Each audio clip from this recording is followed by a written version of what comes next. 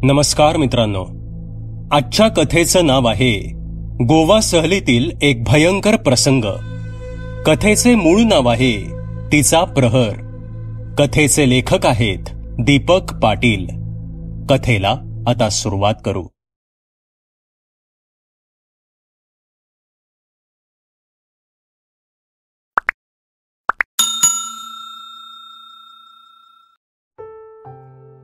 अरे विजया, गाडी पळव की रे जरा.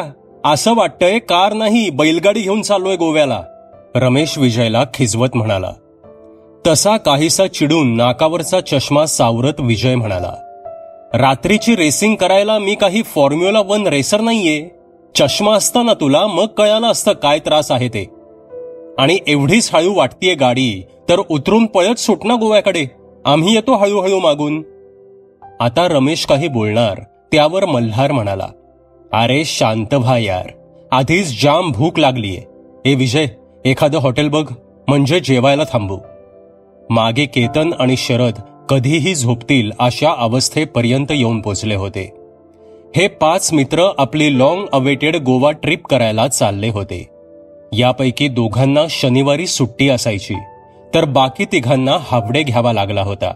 त्यामुळे मुंबईहून निघायलाच 4 वाजले होते. प्रवास सुरू होऊन आता 7-8 तास होत आले होते. रात्रीचे 11 वाजून गेले होते आणि आता त्यांना भुकेची चाहूल लागली होती. सावंतवाडीत उतरताच ते एका ठिकाणी जेवायला थांबले. जेवणाची ताटं येताच बाकीचे जणू जेवणावर तुटून पडले. मल्हारने मात्र वदनी कवळ घेता सुरू केलं. तसे सवयीप्रमाणे रमेश खोचकपणे म्हणाला, ओ बुवा, जेवा आता. तिकडे पहा, हॉटेल बंद करायला लागलेत ते. मल्हारने मात्र श्लोक पूर्ण केला आणि रमेशकडे पाहून स्मितहास्य करत त्याने जेवणास सुरुवात केली. मल्हार असाच होता, नेहमी शांत, संयमी आणि स्थितप्रज्ञ.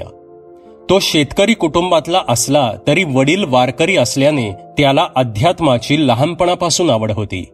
मोठा झाल्यावर फावल्या वेळात वेद, उपनिषद, योग साधना यांचा अभ्यास करणं, सनातन संस्कृतीला मिळेल ते साहित्य वाचणं हा त्याचा छंद होता.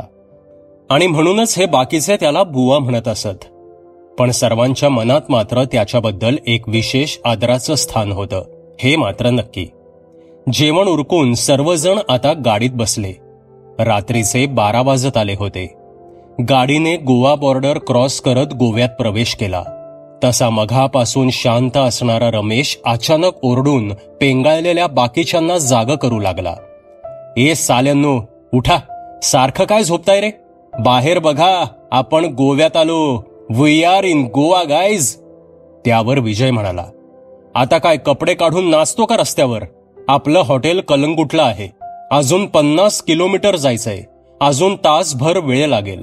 झोप जरा शांत आणि बाकीच्यांना सुद्धा आराम करू देत. तसा रमेश आपला स्वभाव दाखवत म्हणाला, 50 किलोमीटर? तू गाडी चालवणार म्हणजे उजाडेलच पोचायला. वादाची ठिणगी पडत असल्याची चाहूल लागताच मध्ये पडत मल्हार म्हणाला, रमेश, जरा जीपीएस सुरू करून हॉटेल कार्निवलची डायरेक्शन पहा रे. या गोव्यात आधीच बोळ्याचे रस्ते. रात्रही फार झालीये. कुठेतरी भलतीकडे जायला नको आपण? झोप पण आलीये यार. तसे रमेशने डायरेक्शन सेट केलं आणि आता ते म्हापसा शहराकडे सरकू लागले. प्रवास मुंबई गोवा हायवेवरून सुरू असल्यानं म्हापसा यायला फार वेळ लागला नाही. 12:30च्या सुमारास ते म्हापसा क्रॉस करून उजवीकडील एका छोट्या रस्त्याला लागले. जीपीएसच्या आधाराने ते आता चालले होते. रस्त्यावर रहदारी नव्हतीच. तुरळक एखादं वाहन नजरेस पडत होतं. रस्त्याच्या दोन्ही बाजूला कधी नारळाची झाडं, कधी नागमोडी घाट, तर कधी एखादं गावही येई. असेच एक गाव ओलांडून ते 1.5 किलोमीटर पुढे आले असावेत आणि अचानक गाडी गचके देत बंद पडली. विजयने स्टार्टर मारण्याचा प्रयत्न केला, पण गाडी काही सुरू होत नव्हती. अचानक धक्का बसल्याने पेंगाळलेले बाकीचे आता जागे झाले. शरदला तर रमेशने गदा हलवून उठवलं. गाडीतून खाली उतरून आळोखे पाळोखे देत सर्वजण आता परिस्थितीचा अंदाज घेऊ लागले. रमेशने गाडीचे बोनेट उघडले. विजय स्टेअरिंगवर बसून होता. मल्हार रमेशला मोबाईलचा टॉर्च दाखवत होता. केतन आणि शरद सिगरेटचे कश मारत आजूबाजूचा काळोख पाहत होते. विजयने पुन्हा स्टार्टर मारला. गाडी काही वेळा खरखर होत होती आणि पुन्हा बंद पडत होती. शहाणपणाने बोलतो फक्त. ट्रिपवर निघण्याआधी हा खटारा दाखवायचा ना एखाद्या मेकॅनिकला, काहीसा वैतागून विजय म्हणाला. साले, तू कशाला अक्कल शिकवायला पाहिजे मला? कालच दाखवून आणली होती गाडी मेकॅनिकला, समजलं? रमेशने फणकारत उत्तर दिलं. इकडे केतन आणि शरद गाडीपासून समोर चालत चालत थोडं दूर निघून आले होते. अंधारात ते चांगले 500-700 मीटर दूर आले होते. हे दोघे जयवीरू कुठे गेले? साले आपल्याला कामाला लावून स्वतः सुट्टा मारत शतपावली घालत असतील, चिडलेला रमेश उद्गारला. मिट्ट काळोखात ते दोघे जरा जास्तच दूर गेले होते. अनोळख्या ठिकाणी रात्रीचं असं फिरणं धोक्याचं आहे हे जाणून मल्हारने त्या दोघांना आवाज दिला. ते काही वेळातच गाडीजवळ आले. रमेशची चिडचिड आता चांगलीच वाढली होती. विजयही स्टेअरिंगवरून उतरून खाली आला होता. आता गाडी इथे सोडून कुठेतरी आसरा शोधणं भाग होतं, कारण यावेळी मेकॅनिक मिळणं शक्य वाटत नव्हतं. गाव मागे 1.5 किलोमीटर दूर होतं. ते थांबल्यापासून रस्त्यावरून एकही वाहन गेलं नव्हतं, म्हणजेच पायपीट करावी लागणार होती. मोठ्या निराशेने प्रत्येकाने आपापल्या बॅगा गाडीतून उतरवायला सुरुवात केली, कारण बॅग गाडीत ठेवून गेल्यास त्या चोरीस जाण्याची शक्यता होती. बॅग उतरवताच विजय स्टेअरिंगवर बसला आणि बाकीच्यांनी धक्का देत गाडी रस्त्यावरून बाजूला घेतली. ते आता गावाच्या दिशेने वळणार इतक्यात केतन म्हणाला, अरे 1.5 किलोमीटर चालत जाण्यापेक्षा इथं पुढंच एक मोठा बंगला आहे. आम्ही पुढच्या त्या वळणापर्यंत गेलो होतो तेव्हा मला दिसला. लाईट सुरू होते. कुणीतरी नक्कीच राहत असावं तिथे. आपण आपला प्रॉब्लेम सांगू त्यांना. हवं तर पैसे देऊ राहण्याचे. काय म्हणता सर्वजण? बंगला? कुठला बंगला? मला तर नाही दिसला कुठे, शरद म्हणाला. अरे आहे एक बंगला तिथे, तुझं लक्ष नसेल कदाचित. चला माझ्यासोबत, मी दाखवतो, असे म्हणत केतन पुढे झाला. बाकीच्यांनाही हा पर्याय आवडला होता. तसे सर्वजण त्याच्या मागे जाऊ लागले. काहीच वेळात त्यांना एक बंगला दिसला. आता ते सर्वजण त्या भव्य बंगल्याच्या गेट समोर उभे होते.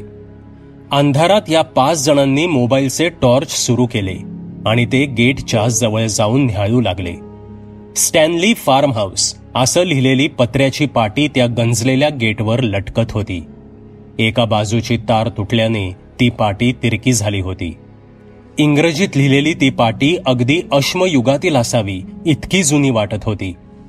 गंजलेल्या लोखंडी गेटच्या दोन्ही बाजूला तितकेच पुरातन सिमेंटचे पिलर होते. त्या पिलरवर सुकलेल्या शेवाळाचे पापुद्रे खाली पडून मातीत विरून जाण्यास आतुर वाटत होते.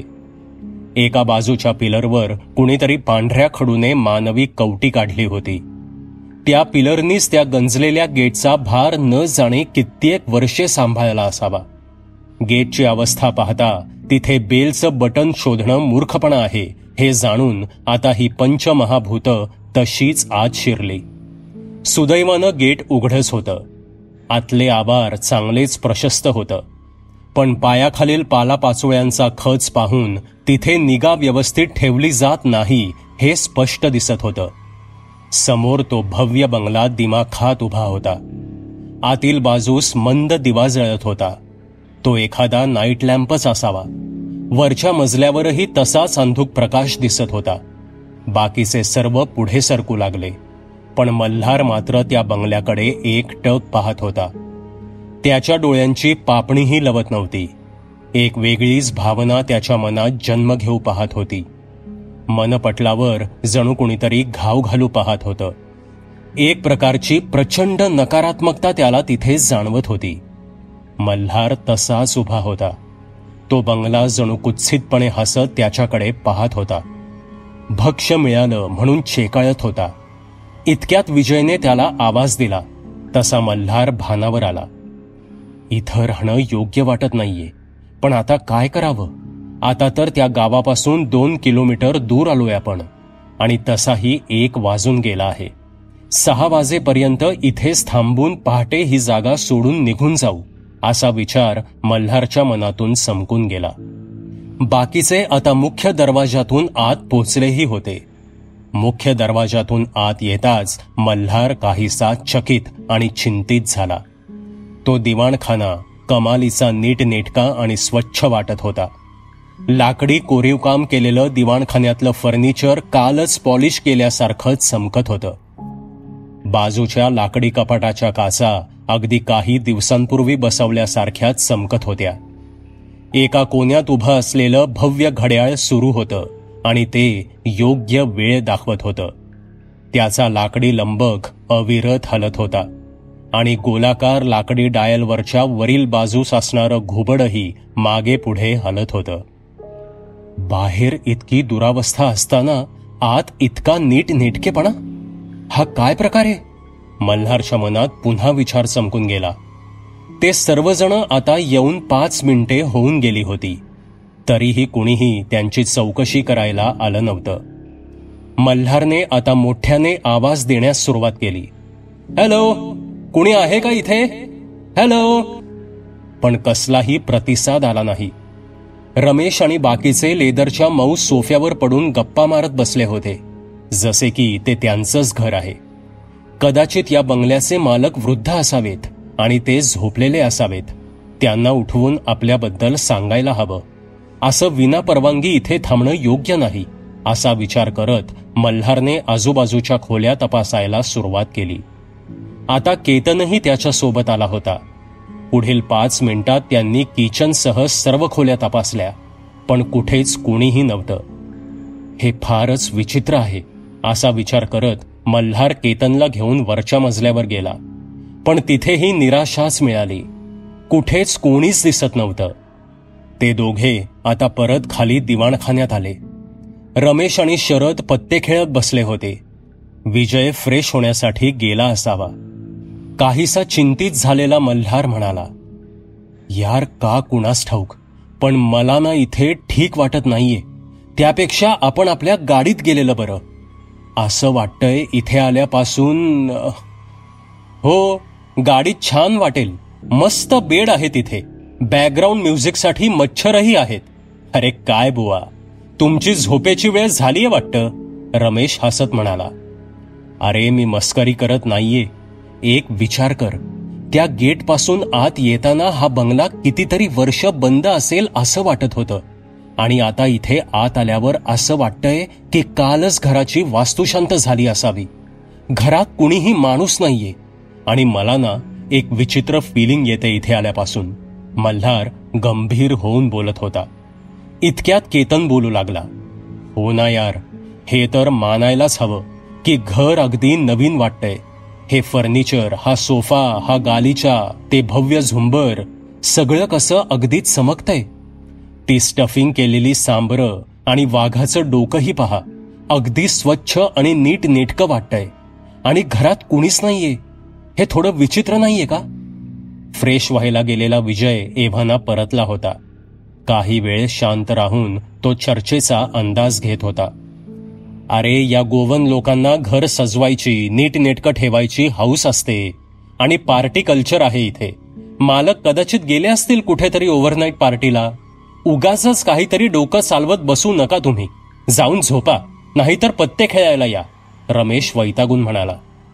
अरे पण घर असं लॉक न करता कोण पार्टीला कसं जाईल, मल्हार विचारू लागला. अहो बुवा, दार सताड उघडं नव्हतं. 2 धक्के मारून उघडलंय मी. तुम्ही का उगाच टेन्शन घेताय, रमेश म्हणाला. आणि इतक्यात एका कर्कश आवाजाने ते सर्वजण दचकले. कोपऱ्यातल्या त्या भव्य घड्याळात 2 ठोके पडले होते. घड्याळावरील ते घुबड मागे पुढे हलत होतं. तिकडे पाहणारा केतन अचानक ओरडला. अरे त्या घुबडाचे डोळे फिरतायत. ते मान वळवून आपल्याकडेच पाहत होता आत्ता. तसा आधीच वैतागलेल्या रमेशने उठून त्याच्या पाठीत एक फटका मारला आणि तो म्हणाला, म्हणे घुबड मान फिरवतय. ते हॉलिवूडचे हॉरर मूव्ही बघून मेंदू बिघडलाय तुझा. इथे खेळायला बस. आता मात्र सर्वजण हसू लागले. रात्रीचा भयान काळोख त्या एकाकी बंगल्याभोवती घिरट्या घालत होता. जसजशी रात्र अधिक गहरी होत होती तसतसा वारा अधिक सैर भैर वाटत होता. आज अमावस्या होती. काळोखाची आवडती रात्र. हळूहळू त्या भकास बंगल्याभोवती अभद्र धुकं जमा होऊ लागलं. पण ते नैसर्गिक मुळीच वाटत नव्हतं. तो एक छळ होता, मुद्दाम सुरू केलेला. पण कुणी? त्या आघोरी काळोखात अभद्र अशी पांढरट छटा उमटू लागली होती. ते पांढरट धुकं हळूहळू बंगल्याच्या समोरून दोन्ही बाजूने मागे जाऊ लागलं. जणू ते त्या बंगल्याला आपल्यात सामावून घेऊ पाहत होतं. मघापासून सैरभैर झालेला वारा मात्र आता कुठेतरी दडी मारून बसला होता. जणू त्याला होऊ घातलेल्या या अभद्र संकटाची चाहूल लागली असावी. आणि अचानक त्या झाडावरील वटवागुळं ची ची करत वाट मिळेल तिकडे उडू लागली.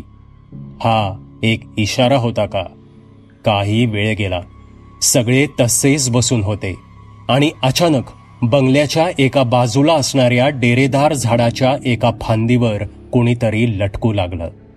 ती एक स्त्री होती. निदान पेहराव तरी स्त्रीचा होता. गळ्यात अडकवलेल्या दोरीच्या भोवती ती गरा गरा फिरत होती. होय, ती आली होती.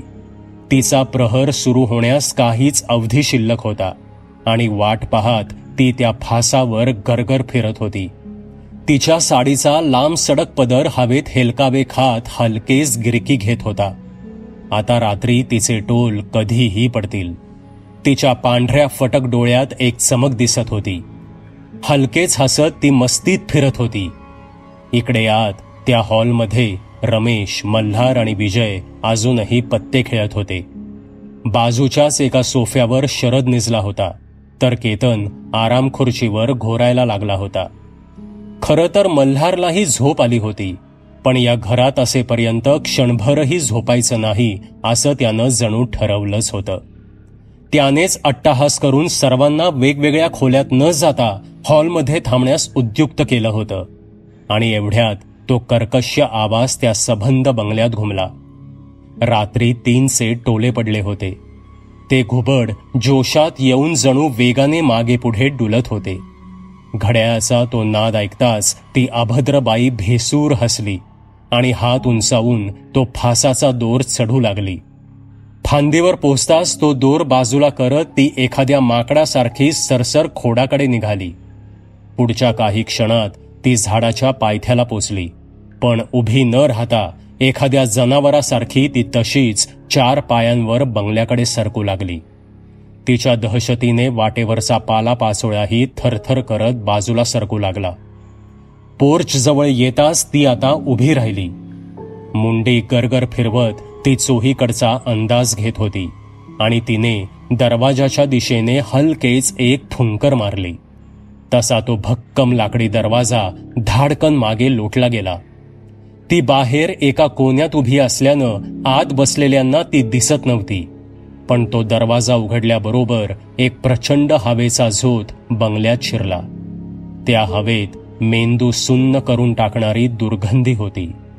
या प्रकाराने जागे असणारे तिघेही क्षणभर आवाक झाले आणि रमेश ओरडला, कुणीतरी ते दार बंद करा यार, कसला घाणवास येतोय. तसे मल्हार उठला. तो हळूहळू पुढे जाऊ लागला. इकडे ती हिडीस बाई केव्हाही आत यायला तयार होती. ती आपली सडलेली पावले उचलू लागली. मल्हार आता दरवाजात उभा होता. त्याने कुतूहलाने बाहेर डोकावलं आणि त्याचं रक्त जणू उफाळून आलं. बाहेर असणारी ती हिडीस बाई मल्हारकडेच पाहत होती. तिचे पांढरे डोळे जन्मोजन्मी भुकेलेले वाटत होते. अंगावरील जीर्ण साडी सडून गेली होती. त्वचाही सडून गेल्यानं तो उग्र दर्प येत होता. तिचं ते भयानक रूप पाहून मल्हार क्षणभर वाचा गेल्यासारखा झाला. त्याचं जणू शरीरावर नियंत्रणच राहिलं नाही आणि इतक्यात त्या बाईने मल्हारवर झडप घालण्याचा पावित्रा घेत ती झेपावली. आता कोणत्याही क्षणी ती मल्हारच्या शरीराला विळखा घालू शकत होती, पण इतक्यात ती विजेच्या वेगाने मागे त्या झाडाकडे फेकली गेली. भानावर आलेल्या मल्हारने आत येत धाडकन तो दरवाजा बंद केला. तो आत आला तरी त्याच्या शरीरातील रक्ताची भरती अजून थांबली नव्हती. श्वास जणू लोहाराच्या भात्यासारखा फुलला होता. शरीर घामानं भिजलं होतं आणि जीभ जणू लकवा मारल्यासारखी थंड पडली होती. धडपडत श्वास सांभाळत तो कसा बसा त्या चौघांपर्यंत पोचला. मल्हारने काहीतरी विचित्र पाहिलंय हे विजयनं हेरलं आणि त्याने शरद आणि केतनलाही जाग केलं. बाकीच्या तिघांना घाबरलेलं पाहून रमेश काहीसा चिडून म्हणाला, अरे एवढं घाबरलाय कशाला तुम्ही? आणि ए बुवा, बस झाला हा ड्रामा. उगाच एखादं भूत पाहिलंय असं सांगू नकोस आता. स्वतःचा श्वास सांभाळत खाली बसलेला मल्हार काहीही बोलला नाही. कारण त्यानं जे पाहिलं होतं ते इतकं अभद्र होतं की त्याचा स्वतःवरच विश्वास बसत नव्हता. आणि त्यात भरीसभर म्हणजे रमेशला हे सारं खोटं वाटत होतं. मल्हार आता काहीच बोलत नाहीये हे पाहून रमेश तडक दरवाजाकडे जाऊ लागला.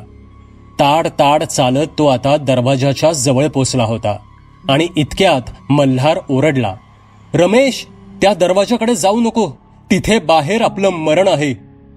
मल्हारच्या बोलण्याचा रमेशवर काहीही फरक पडला नव्हता. तो पुढे होऊन दरवाजा उघडत होता आणि इतक्यात बाजूच्याच खिडकीतून तो सडका हात आत आला आणि त्याने रमेशला पकडलं. तसे रमेश धडपडला. त्याला काय झालं हे समजतच नव्हतं. त्या हाताने रमेशला पाठमोरं पकडलं होतं. हे दृश्य पाहून बाकीच्यांची बोबडीच वळाली. तो हात चांगला 7-8 फूट लांब होता आणि रमेशला तो खिडकीकडे खेचत होता. आता मल्हार तिकडे धावला आणि त्याने रमेशला कवेत घेऊन खेचत त्यांनी त्या हातापासून दूर व्हायला सुरुवात केली. इकडे खिडकीत उभी ती बाई अभद्र हसत होती, खिदळत होती.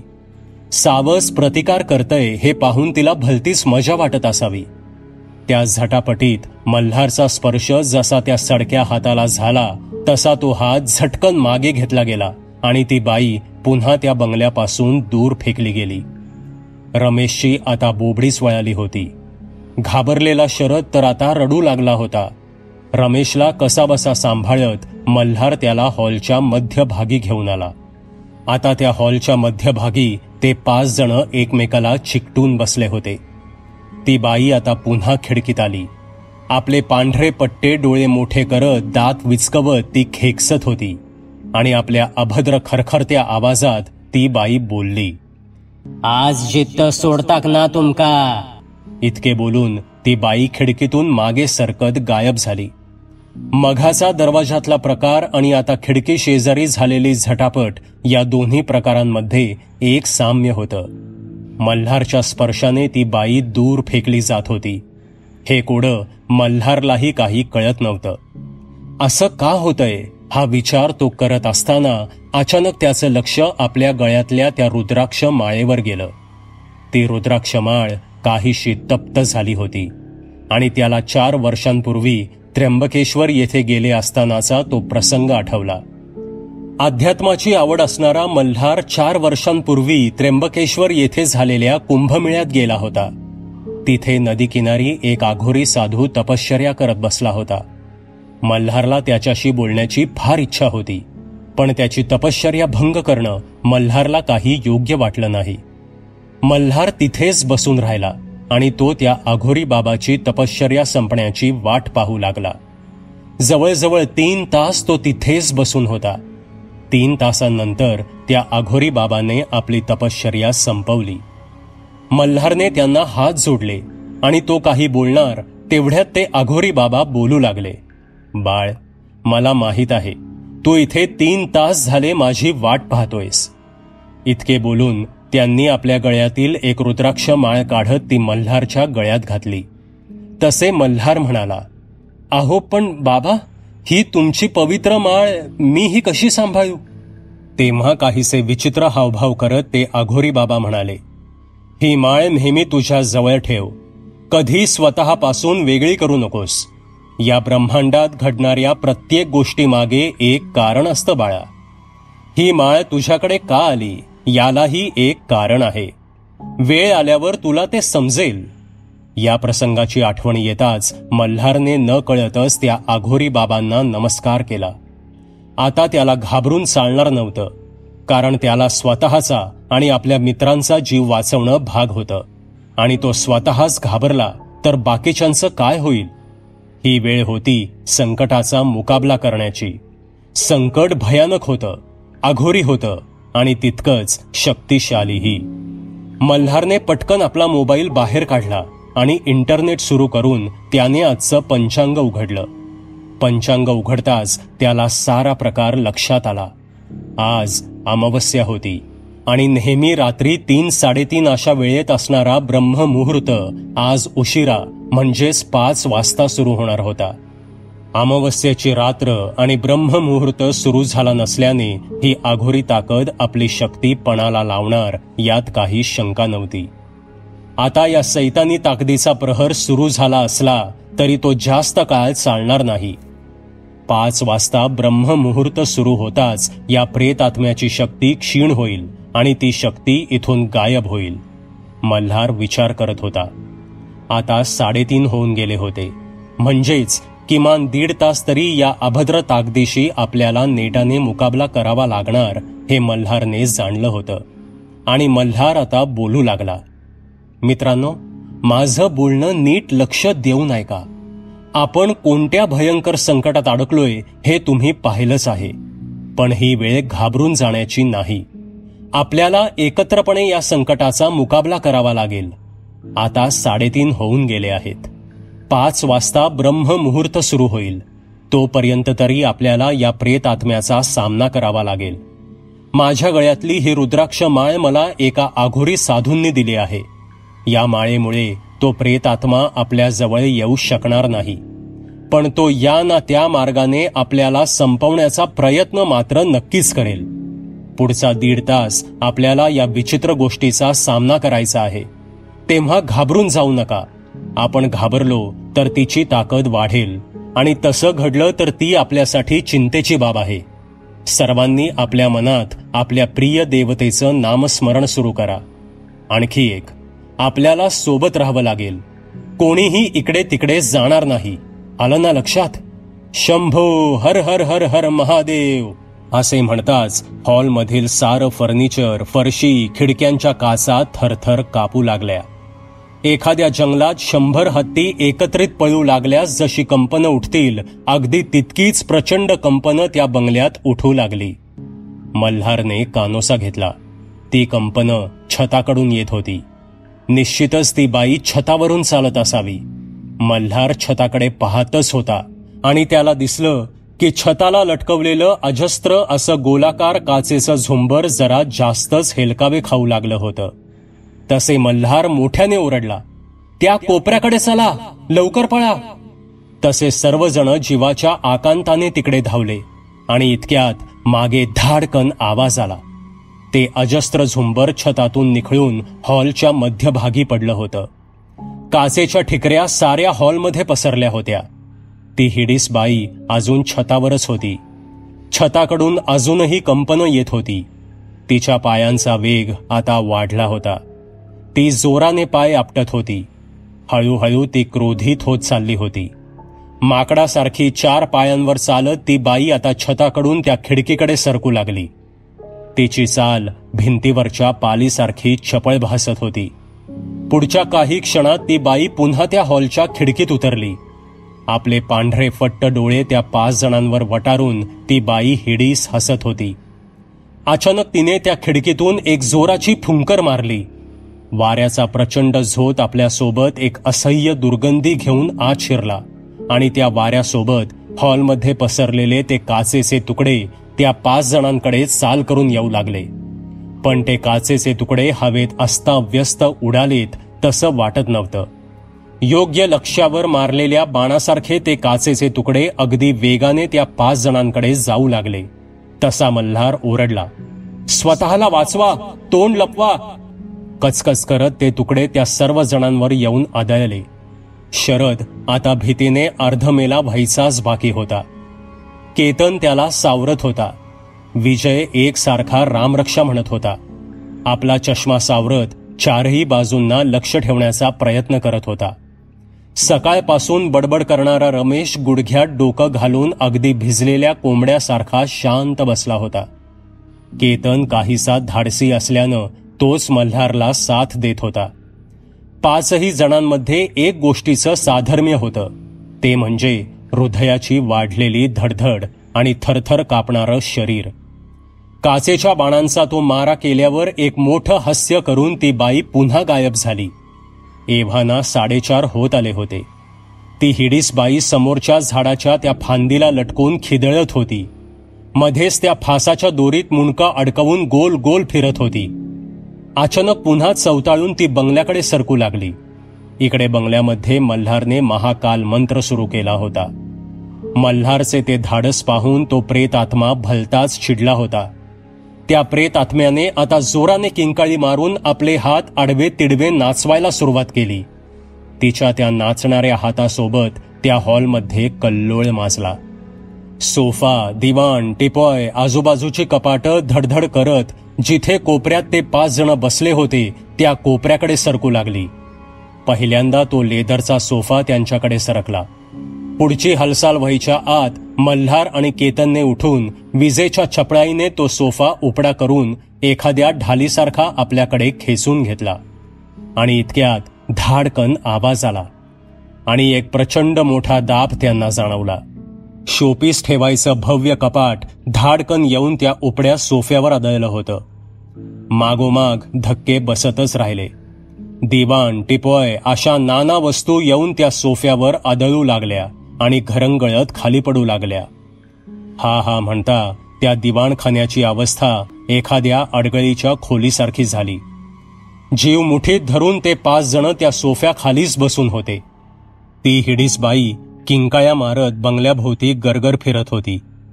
5 वाजायला 10-15 मिनिटं बाकी होती.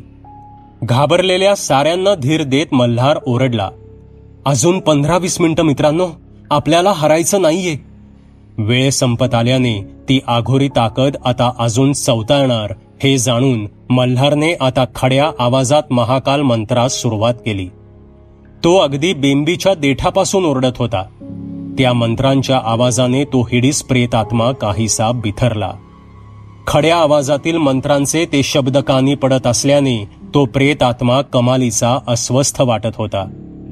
बंगल्याकडे सरकताना तो मंत्रांचा आवाज अधिकच येत असल्याने त्या आत्म्याची पीडा वाढली होती. त्याला बंगल्याजवळ येणं जणू आता अशक्य झालं होतं. चिडत बंगल्याभोवतीच्या आवारात दणादण पाय आपटत तो प्रेत आत्मा हताश फिरत होता. आणि इतक्यात हॉलमध्ये खाली पडलेल्या त्या घड्याळात 5चे ठोके झाले. खाली पडल्याने त्या घड्याळात काहीसा बिघाड झाला होता. त्यामुळे आवाज नेहमीसारखा कर्कश वाटत नव्हता, पण ते टोले ऐकू येण्या इतपत मोठा आवाज होता. आवाज ऐकताच मल्हार मोठ्याने ओरडला, अजून काही वेळ मित्रांनो, ब्रह्ममुहूर्त चालू झालाय.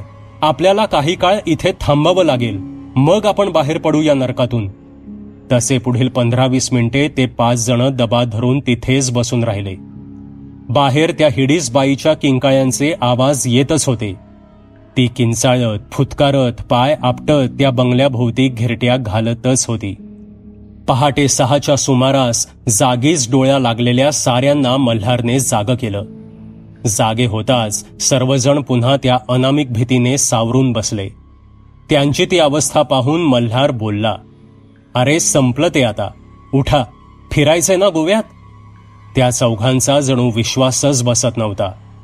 कसाबसा तो सोफा बाजूला सरकवून मल्हार उभा राहिला. घाबरतच बाकीचेही उभे राहिले. बाहेर हलकासा उजेड दिसू लागला होता आणि उभे राहताच साऱ्यांचे डोळे विस्फारले गेले. काल अगदी नवीन वाटणारा तो बंगला आज एखादी खंडर झालेली वास्तू वाटत होता. भिंतीवरील प्लास्टर ठिकठिकाणी पडलं होतं. रंग उडाला होता. कोळ्यांची जळमट दिसत होती. काल नवीन वाटणारं ते फर्निचरही अगदी जुनाट, वाळवी लागल्यासारखं दिसत होतं. म्हणजे काल आपल्याला जे दिसलं तो एक आभास होता हे समजायला त्या 5 जणांना वेळ लागला नाही. आडगळीच्या त्या ढिगाऱ्यातून आपल्या बॅगा बाजूला काढत ते आता पटकन त्या बंगल्यातून बाहेर पडले. धावतच गेटकडे येऊन गेट उघडून रस्त्यावर आले. दूर सायकलवरून कोणीतरी त्यांच्याकडे येत होतं. तो दूधवाला वाटत होता. या 5 जणांना गेटमधून बाहेर पडताना पाहून त्या सायकल स्वाराने यू टर्न मारला आणि तो पुन्हा मागे गावाच्या दिशेने जाऊ लागला. थकलेले, जखमी झालेले ते 5 जण कसे बसे आपल्या गाडीजवळ पोचले. गाडीचं काय करायचं हा एक प्रश्न होताच. आणि पुढील 5 मिनिटात 15-20 लोकांची टोळी गावाकडून त्यांच्या गाडीकडे येऊ लागली. गाडीजवळ येताच ते लोक थांबले आणि ह्या 5 जणांना न्यायू लागले. मग त्यांच्यातील एक म्हातारा पुढे होऊन विचारू लागला, थय कित्याक गेला होता तुम्ही? त्या म्हाताऱ्याचे बोलणे त्या मुलांना काहीच कळलं नाही. हे पाहून गर्दीतून एक तरुण पुढे आला आणि त्याने विचारलं, तुम्ही त्या बंगल्यात कशाला गेला होता? ती जागा अजिबात चांगली नाहीये. हे इथले स्थानिक गावकरी असल्याने या लोकांना निश्चितच काहीतरी माहिती असावी हे जाणून रमेश बोलू लागला. आमची गाडी अचानक खराब झाल्याने आम्ही आश्रयासाठी तिथे गेलो होतो. पण कोण आहे ती बाई? ह्या मुलांना कोकणी कळत नाही, मराठी कळतं हे जाणून तो म्हातारा मराठीतून बोलू लागला. पोरांनो, नशीब बलवत्तर म्हणून वाचलात. रात्रीचं त्या बंगल्याच्या गेटच्या आत गेलेला माणूस आजपर्यंत कधीही जिवंत बाहेर आलेला नाही. तसे आता मल्हार विचारू लागला, बाबा काय झालंय नेमकं त्या बंगल्यात? आणि ती बाई कोण आहे? म्हाताऱ्याच्या चेहऱ्यावर भीतीचं सावट पसरलं. म्हातारा हळू आवाजात बोलू लागला, आम्ही तिचं नाव घेत नाही. याच गावची होती ती. या गोष्टीला बरीच वर्ष होऊन गेली. इथं या फार्म हाऊसमध्ये जोसेफ स्टेनली नावाचा एक पोर्तुगीज अधिकारी राहत होता. त्याचंच नाव आहे त्या फार्म हाऊसला. त्या जोसेफची नजर आमच्या गावातल्या त्या तरुण पोरीवर पडली. त्या पोरीला त्याने फार्म हाऊसची निगा राखण्यासाठी म्हणून कामाला ठेवून घेतलं. पण त्याचा इरादा वेगळाच होता. एक रात्री जोसेफ फार्म हाऊसवर एकटाच होता. त्याचं कुटुंब पणजीमध्ये कोणाला तरी भेटायला गेलं होतं आणि तिकडेच राहणार होतं. या संधीचा फायदा घेत जोसेफने त्या तरुण पोरीवर जबरदस्ती करण्याचा प्रयत्न केला. पण त्या पोरीने त्याला विरोध केला. झटापटीत त्या पोरीनं दारू पीत बसलेल्या जोसेफला त्याच्या दारूच्या बाटलीनं मारून टाकलं. रागाच्या भरात तिच्या हातून हे कृत्य घडलं असलं तरी आता ती घाबरली. आपल्याला हे लोक सोडणार नाहीत हे तिला पक्क माहीत होतं. आणि त्या लोकांच्या हाती लागलं तर अब्रूची लक्तर निघणार ते वेगळंच. तसे त्या पोरीने घरातला एक दोरखंड घेतला आणि घरासमोरच्या त्या झाडाकडे गेली आणि तिथे स्वतःला फासावर लटकवून घेऊन जीव दिला. गावातील त्याच रात्री एक व्यक्ती पुढच्या गावात चालला असता त्यानं स्वतः ती झटापट पाहिली होती आणि तेव्हापासून तिचा सुडाने पेटलेला तो आत्मा त्या घराच्या आवारातच फिरत असतो. तिचा प्रहर चालू झाला की तिला कोणीही रोखू शकत नाही. घरात कोणी राहायला आल्यास ते त्या जोसेफचेच कोणीतरी नातेवाईक आहेत असं समजून ती त्यांच्या जीवावर उठते. देवाच्या कृपेने वाचलात तुम्ही. हा भयानक इतिहास ऐकून त्या 5 जणांनी देवाचे आभार मानले. गावकऱ्यांनी त्यांच्या बॅगा घेतल्या आणि त्यांना ते गावाकडे घेऊन गेले. गावातीलच एका मेकॅनिकला पाठवून आज दुपारपर्यंत त्यांची गाडीही दुरुस्त होणार होती. अशी ही त्यांची गोवा ट्रिप त्यांना आयुष्यभर लक्षात राहणार होती. मित्रांनो, ही भयकथा तुम्हाला कशी वाटली ते कॉमेंटमध्ये नक्की सांगा. पुन्हा भेटूयात अशाच एका भयकथेसोबत. धन्यवाद. सबस्क्राईब करा एटी स्टोरी टेलर चॅनलला आणि बेल आयकन दाबून ऑलवर क्लिक करा आमचे व्हिडिओज सगळ्यात आधी बघण्यासाठी.